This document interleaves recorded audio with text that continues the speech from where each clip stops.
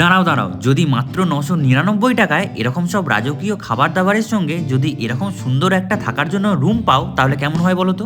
উপরি পাওনা হিসেবে থাকবে বিস্তীর্ণ সমুদ্রের পাশে শান্তিতে কিছুটা সময় কাটানো। আমি বুঝতে পেরেছি, এবার তোমাদেরও জানার খুবই ইচ্ছা হচ্ছে। তাহলে চলে আসো, এবারে প্রথম থেকে শুরু করা যাক। সেদিনকে শিয়ালদা স্টেশন থেকে মাত্র 25 টাকার একটা টিকিট কেটে আমি উঠে পড়ি লক্ষ্মীকান্তপুর যাওয়ার একটা লোকাল ট্রেনে। লক্ষ্মীকান্তপুরে যদি না নেমে তোমরা যদি ট্রেনটাতে বসে থাকো, এটাই কিন্তু তোমাদেরকে সোজা পৌঁছে দেবে নামখানা স্টেশনে। নামখানাতে তোমরা অনেক টোটো পেয়ে যাবে, সেই টোটো ধরেই এবারে তোমাদেরকে চলে আসতে হবে সোজা হুজ্জতির ঘাটে। এই ঘাট থেকেই তোমরা পেয়ে যাবে মৌসুনি আইল্যান্ড যাওয়ার অনেক নৌকা। এই নৌকাগুলোতে মাত্র 10 টাকা ভাড়া দিয়ে চলে আসো মৌসুনি আইল্যান্ড। মৌসুনি আইল্যান্ড তো চলে এলে, কিন্তু এখানে আছে অনেক ক্যাম্প। কোন ক্যাম্পে থাকবে সেটা নিয়ে কোনো চিন্তা করো না, টোটো দাদাকে বলো তোমাদেরকে যেন ডাইরেক্ট হানিডিউ ক্যাম্পে নিয়ে যায়। ক্যাম্পে পৌঁছেই এনাদের ভিতরের অ্যাম্বিয়েন্সটা আমি দেখছিলাম, তার মধ্যেই দেখি চলে এসেছে আমাদের হাতে ওয়েলকাম ড্রিঙ্ক। এই হানিডিউ ক্যাম্পেই একমাত্র কটেজগুলোর ডেকোরেশন এত সুন্দরভাবে তোমরা দেখতে পাবে।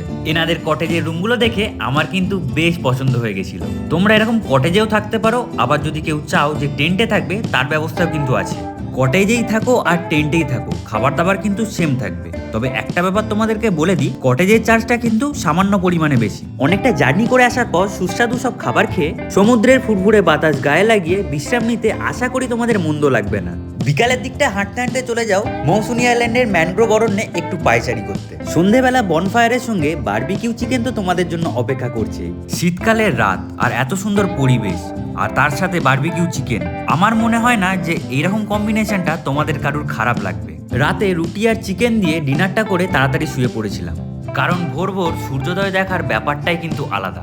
এই মৌসুনি আইল্যান্ডের ফুল ডিটেলিং ভিডিও আমার ইউটিউব চ্যানেলে আছে, কেউ যদি দেখতে চাও অবশ্যই কিন্তু দেখে আসতে পারো।